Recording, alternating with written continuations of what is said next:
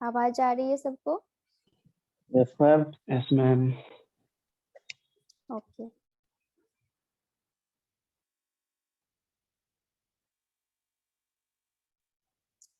तो हम लोग क्या देख रहे थे कि जो हमारा सेटिंग आउट कर्व है ना, सेटिंग आउट कर्व के बारे में। तो सेटिंग आउट कर्व का हमने डिफरेंट मेथड अभी देखा, लीनियर मेथड और एंगुलर मेथड, है ना। तो जो लीनियर मेथड है वो हम लोग कैसे करते हैं, चेन और टेप के हेल्प से करते हैं। ठीक है, चेन और टेप के हेल्प से करते हैं। और ये जो हमारा सेटिंग आउट कर्व है, सेटिंग आउट कर्व हमारा फील्ड मेथड है, हम लोग यूज करते हैं। तो इसमें क्या होता है, चेन और टेप के हेल्प से हम लोग करते हैं, लेंथ कैलकुलेट करते हैं कर्व का। लेकिन ये बहुत ही हाई एक्यूरेटली हमें वैल्यू नहीं देता है, हाईली प्रिसाइज वैल्यू नहीं देता है। ठीक है, और इसकी रिक्वायर्ड भी नहीं। अभी जो हम लोग फील्ड सर्वे में यूज करते हैं, तो हम लोग चेन और टेप के ही हेल्प से करते हैं। सेकेंड जो हमारा मेथड है वो एंगुलर मेथड। तो जैसे कि एज वी नो कि हम लोग जो भी एंगल मेजर करते हैं वो हम लोग किसकी हेल्प से करते हैं, फील्ड सर्वे में कोई भी एंगल मेजरिंग इंस्ट्रूमेंट क्या है एंगल मेजरिंग इंस्ट्रूमेंट क्या है?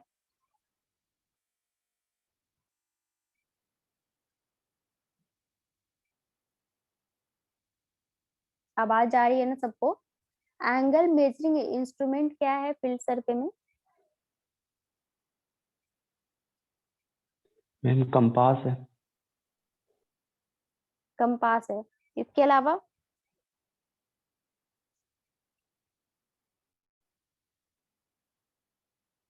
कंपास के अलावा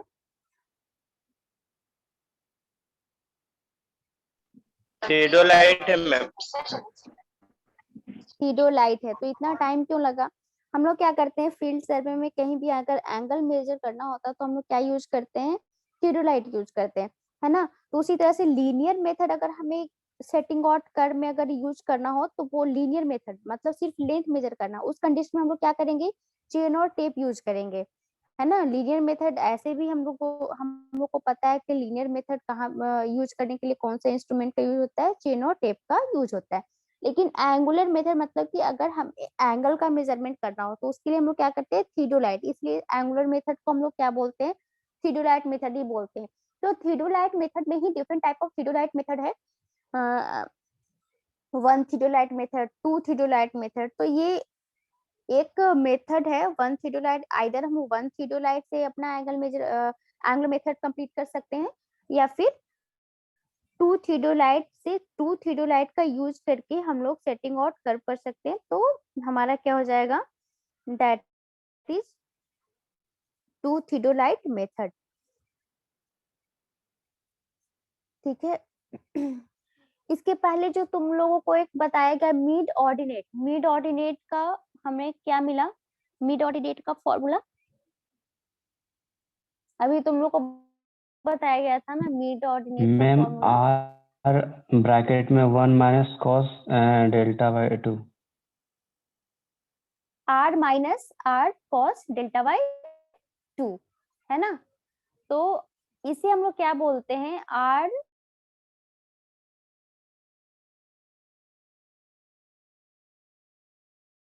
मिड ऑर्डिनेट का। अगर तुम्हें कहीं पूछा जाए, ये तुम्हारा ऑब्जेक्टिव क्वेश्चंस में आते हैं कि एग्जाम्पल दिया रहेगा,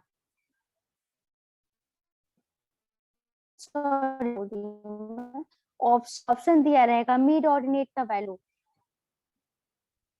mid ordinate in simple circular curve, in simple circular curve. ठीक है, डिफरेंट ऑप्शन दिया रहेगा, r into 1 minus sine delta by 2, r into 1 minus tan delta by 2, है ना। ये भी किसका होता है ना, 1 माइनस टेन डेल्टा बाई 2 किसके लिए वैल्यू होता है, 2r डेल्टा बाई 2। एक ऑप्शन तुम्हें मिलेगा 2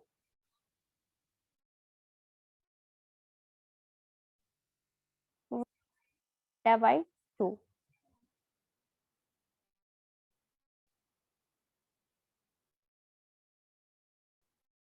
क्या होगा लास्ट वाला कोसाइन डेल्टा बाई 2। ध्यान रखना वर्सन 1 माइनस कॉस थीटा को बोलते हैं, सेक थीटा को नहीं। सेक थीटा का भी रिलेशन अभी हमने देखा, 1 माइनस सेक थीटा किसके लिए वैल्यू आ रहा था, 1 माइनस सेक थीटा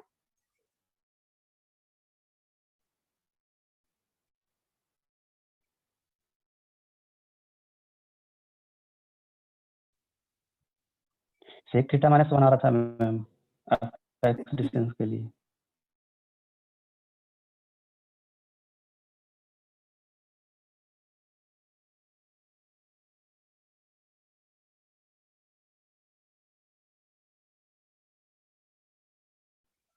क्या यूज करते हैं, 1 थियोडोलाइट और राइट 2 थियोडोलाइट भी यूज करते हैं।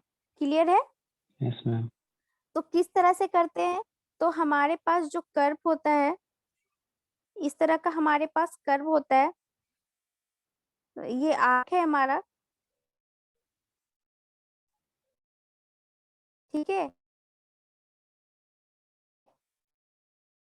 ये नॉट टेप की हेल्प से हमें क्या करना है, इसका लेंथ कैलकुलेट करना है। तो डिफ्लेक्शन का हम लोग डिवाइड कर देते हैं, हर सेक्शन टेप की हेल्प से हर एक सेक्शन का कुछ इस तरह से डायग्राम था। मैं डायग्राम फिर से शो कर देती हूँ तुम लोग क्लियरली विज। Okay, C1 by r 2 delta 1 equal to क्या, डेल्टा का जो वैल्यू है वो बहुत ही है, कम है, बहुत ही मिनिमम है। तो इसके लिए हम लोग को डायरेक्ट रिलेशन मिल जाता है C1 बाई आर। ओके, उसी तरह से फ्रॉम आर्क A1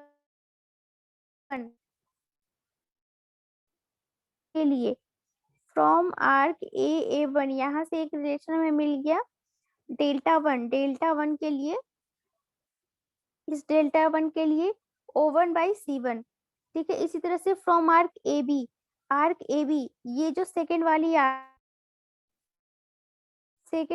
आर्क है, इसके लिए सेकेंड वाली आर्क के लिए 2 डेल्टा 2, ये जो हमारा एंगल बना रहा है यहाँ सेंटर पे, इसके लिए जो लेंथ ऑफ कॉर्ड है C2 डिवाइडेड बाई आर, ठीक है, C2 डिवाइडेड बाई आर। उसी तरह से यहाँ से डेल्टा 2 का वैल्यू मिल गया BV1 जो हमारा ये जो लेंथ है DV1, इसके लिए डेल्टा 1 प्लस डेल्टा 2, ये टोटल एंगल हमारा क्या हो जाएगा, 1 plus delta 2, delta 1 plus delta 2 हमें मिल गया। तो इसके जो पहले इस वाले आर्क के लिए हमने डेल्टा 1 का वैल्यू निकाला था, ठीक है, और यहाँ से डेल्टा 2 का वैल्यू निकाला था, तो इससे रिलेशन से ये वाली वैल्यू निकल जाएगी। तो O2 के टर्म में हमें यहाँ से वैल्यू निकल गया, ठीक है, O2 के टर्म में हमें वैल्यू निकल गया। उसी तरह से हम लोग आगे भी करते जाएंगे, जैसे BC कर्व के लिए हम लोग वैल्यू निकाल लेंगे पहले, 2 डेल्टा 3 इक्वल टू क्या हो जाएगा BC के लिए, BC कर्व के लिए C3 डिवाइडेड बाई R, ठीक है, वहां से डेल्टा 3 का वैल्यू निकल जाएगा। फिर इस कर्व के लिए C1 में वैल्यू निकल जाएगा। C1 के लिए क्या, delta 2 plus delta 2 plus delta 3 equal to क्या हो जाएगा, O3 डिवाइडेड बाई C3। फिर यहाँ पे जो हमने C2 और C3 डेल्टा 2 और डेल्टा 3 का वैल्यू निकाला, उसको हम लोग इसके वैल्यू में पुट करके अगेन वैल्यू निकाल लेंगे।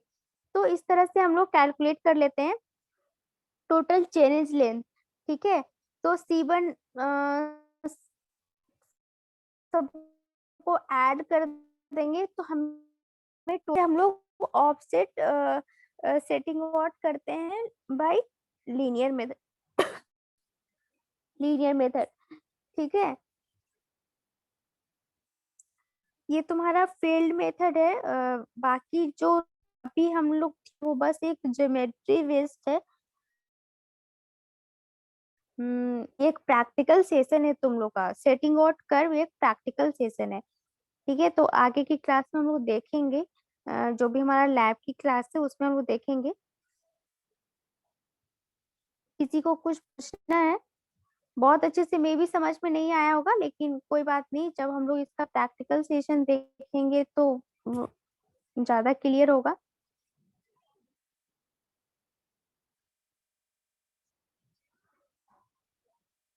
किसी को कुछ पूछना है? रैंकाइन मेथड यही होता है क्या, थेओडोलाइट मेथड? नहीं नहीं, रैंकाइन मेथड ये नहीं है।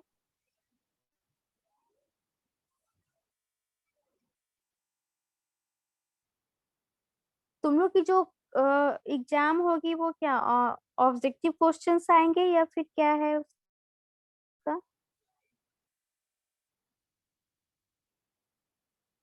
कोई आइडिया है किसी को?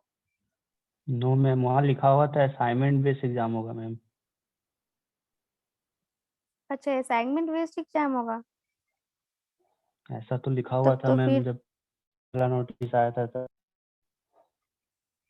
ओके, ठीक है। तो हम लोग कर्व